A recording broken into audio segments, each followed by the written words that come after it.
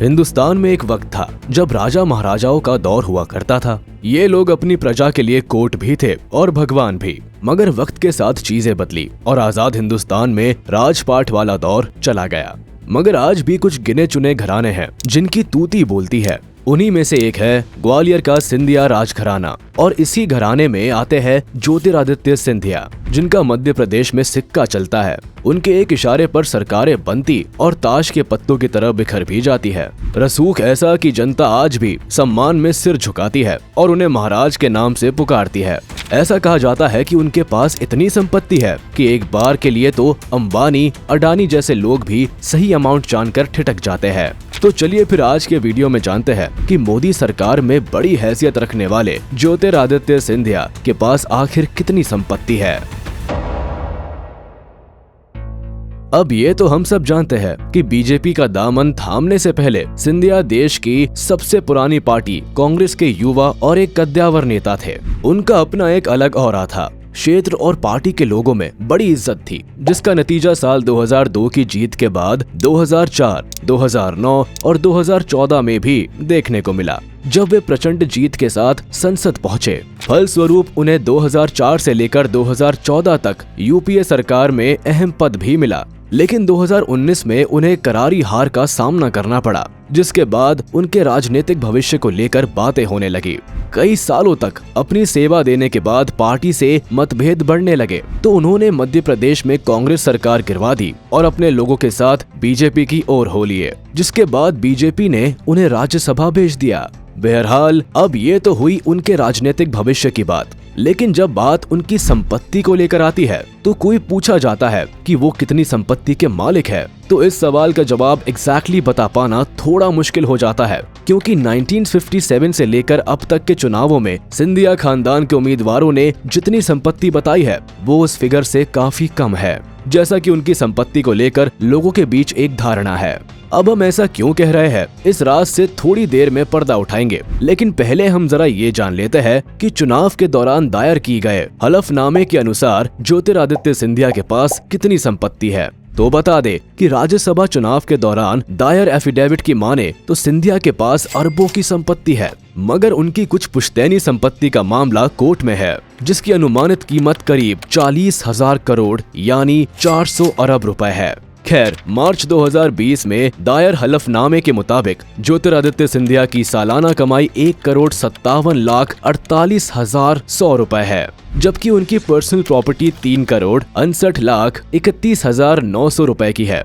वही पैतृक चल संपत्ति 45,24,00,000 रुपए है। वही उनके पास कुल पैतृक अचल संपत्ति यानी इमूवेबल प्रॉपर्टी जो उन्हें विरासत में मिली है वो 2,97 करोड़ रुपए की है। सिंधिया के पास 1,81 करोड़ की पैतृक कृषि योग्य जमीन भी है। राजनीति में आने से पहले एक बैंकर रहे सिंधिया ने अलग अलग बैंकों में काफी जमा पूंजी भी रखी है। उन्होंने 3,02,28,252 रुपए बैंक में डिपॉजिट कर रखे हैं, जबकि उनकी पत्नी प्रियदर्शनी राजे के पास 6,62,492 रुपए है। वही बेटे महानारायणम सिंधिया के नाम 12,14,622 रुपए और बेटी अनन्या के नाम पर 2,29,114 रुपए बैंक में रखे हैं। ज्योतिरादित्य सिंधिया के पास 12,67,05,183 रुपए कीमत का सोना और 16,34,94,692 रुपए की चांदी भी है।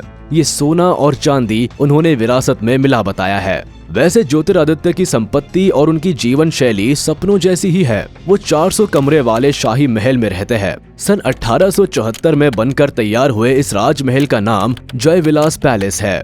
शाही महल में 40 कमरों में म्यूजियम, जबकि महल की सीलिंग पर सोने जड़े हुए हैं। साथ ही यहाँ 3,500 किलो चांदी का झूमर भी लगा है। इस भवन की कीमत करीब $200 मिलियन बताई जाती है। सिंधिया का ग्वालियर का जय विलास पैलेस 40 एकड़ में फैला हुआ है। इस महल का वैभव पूरे भारत में मशहूर है। इसकी दीवारों पर सोने से पेंट किया गया है। राजसी वैभव से भरे इस महल में भोजन परोसने के लिए भी डाइनिंग में चांदी से बनी ट्रेन चलती है। इसके अलावा सिंधिया के पास कई दूसरी रेजिडेंशियल प्रॉपर्टीज भी है। इनमें मुंबई स्थित समुद्र महल, रानी महल, हिरन वन कोठी, शांति निकेतन, छोटी विश्रांति, विजय भवन और पिकनिक स्पॉट, घंटा घर, रोशनी घर, तबेला जैसी संपत्तियां हैं। मुंबई के समुद्र महल की कीमत 31 करोड़ और रानी महल की कीमत 26 करोड़ रुपए आंकी गई है। ज्योतिरादित्य सिंधिया को राजनीति के अलावा कारों का भी खूब शौक है। उनके गैराज में करोड़ों की कीमत की गाड़ियां खड़ी है। रेंज रोवर और टाटा सफारी जैसी दमदार गाड़ी के अलावा एक पैतृक BMW कार भी उनके गैराज की शोभा बढ़ाती है। अब जरा हम आपको उस संपत्ति के बारे में भी बता देते हैं जिसे लेकर परिवार के दूसरे सदस्यों ने अदालत में चुनौती दी है। दरअसल सिंधिया परिवार की संपत्ति के उत्तराधिकारी को लेकर ये लड़ाई दशकों से चली आ रही है और ये विवाद ज्योतिरादित्य सिंधिया की दादी राजमाता विजया राजे सिंधिया से चल रहा है।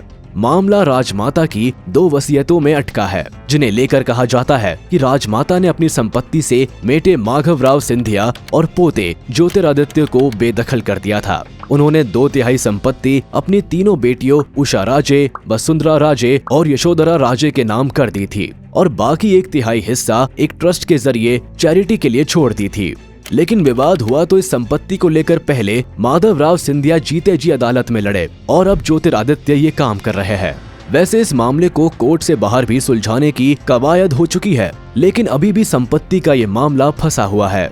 हालांकि यहाँ कहा जाता है कि परिवार की संपत्ति पर मुख्य रूप से ज्योतिरादित्य सिंधिया की सबसे छोटी बुआ यशोधरा राजे ने दावा ठोका है, क्योंकि सबसे बड़ी बुआ उषा राजे नेपाल के एक राजघराने में शादी के बाद वही बस गई है और वहाँ पर उनके पास अथाह संपत्ति है और वो कभी कभार ही ग्वालियर आती है। कुछ ऐसा ही राजस्थान की पूर्व मुख्यमंत्री और मंझली बुआ वसुंधरा राजे के साथ भी है। उनकी शादी धौलपुर राजघराने में हुई है और उनके पास भी अकूत संपत्ति है। लेकिन सबसे छोटी बुआ यशोधरा का मामला थोड़ा अलग है। ये तलाकशुदा है और उनके पास पारिवारिक संपत्ति भी कोई खास नहीं है। उनकी शादी लंदन बेस्ड डॉक्टर से हुई थी, जिसके तलाक होने के बाद वो वापस मध्य प्रदेश आ गई और राजनीति से जुड़ गई। ऐसे में कहा जाता है कि वही है जो अपने मायके की विरासत में हिस्सेदारी को लेकर सबसे ज्यादा गंभीर है। और वैसे हो भी क्यों ना, क्योंकि बात 100-50 की नहीं बल्कि हजारों करोड़ की है। तो चलिए दोस्तों, देश के सबसे धनवान राजनेता के बारे में बताता ये वीडियो यही खत्म होता है। उम्मीद है ये आपको पसंद आया होगा। आपको ये कैसा लगा हमें कमेंट सेक्शन में जरूर बताएं। और हाँ, इसे अपने यार दोस्तों के साथ भी शेयर कीजिएगा। और हाँ, इस वीडियो को लाइक कर दे और अगर आपने अभी तक हमारे चैनल को सब्सक्राइब नहीं किया है तो तुरंत कर दे और बेल आइकन को भी प्रेस कर दे ताकि हमारी नोटिफिकेशंस आप तक जल्द से जल्द पहुंच जाए।